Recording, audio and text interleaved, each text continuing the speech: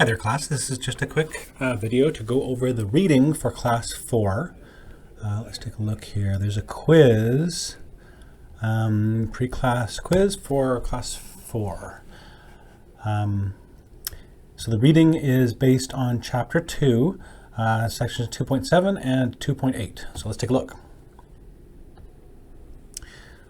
So section 2.7, motion at a constant acceleration. So this is introducing really this whole concept of acceleration. So in order to get acceleration, you need to make a velocity versus time graph. So instead of position versus time, doing velocity versus time. And this is talking about the difference between instantaneous and average velocity. The average velocity would be delta x over delta t. As delta t gets really small, you talk about instantaneous velocity. There's stuff about dropping the ball. If you drop a ball and it falls farther and farther with each 0.1 seconds, the other thing you notice is that the speed it's going increases as well. That's why it's traveling faster between the successive dots. So if you make a plot of the speed, or the velocity, I guess, if y is down, versus time, it starts, you can drop it, I guess, from rest. You release it from rest. So it means that just at the moment that you let go, it isn't moving. And then as time goes on, the velocity gets higher and higher. So you get this straight line. And the slope of the line is 9.8 meters per second divided by seconds. So you type the meters per second as the rise, the run is in seconds, and you get meters per second or meters per second squared. So that's an example of finding an acceleration. All these little deltas, go through that.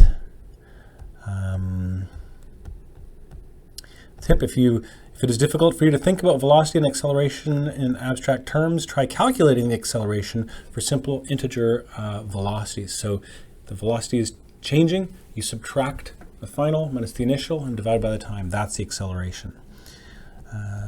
Okay, there is an equation here. This is equation 2.5. This is a good one to put on your aid sheet, by the way.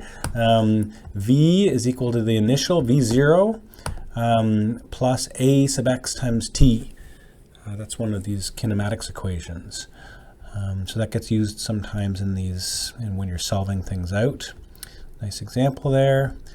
Free fall just tells you that, I guess, if you had a vacuum, then all objects would fall with the same acceleration, even a feather. I think the reason that apples fall faster than feathers is that feathers have a lot of air resistance. Whereas apples, I guess the air resistance is smaller compared to its weight, pulling it down. These are nice graphs. You should definitely look at these ones, figure 2.7, about position versus time, velocity versus time for the same motion. So this green line is the slope of the blue line, and then acceleration versus time, again, for the same motion. So this is the slope, this red line is the slope of the green line. So make sure you understand that.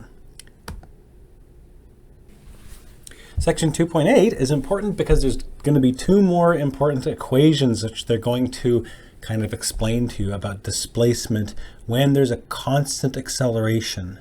So, so this is a nice one. X is x initial, or x is 0, plus the average velocity times time.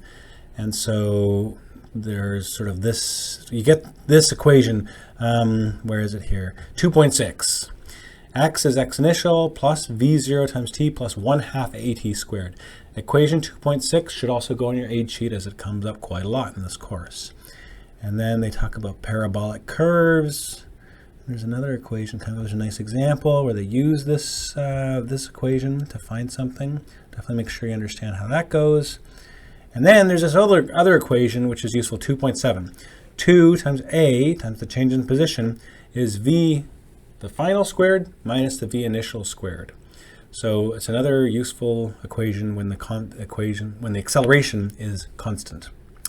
And that is all the reading for today. So hopefully that takes you through the quiz, and I'll see you on Friday. Bye.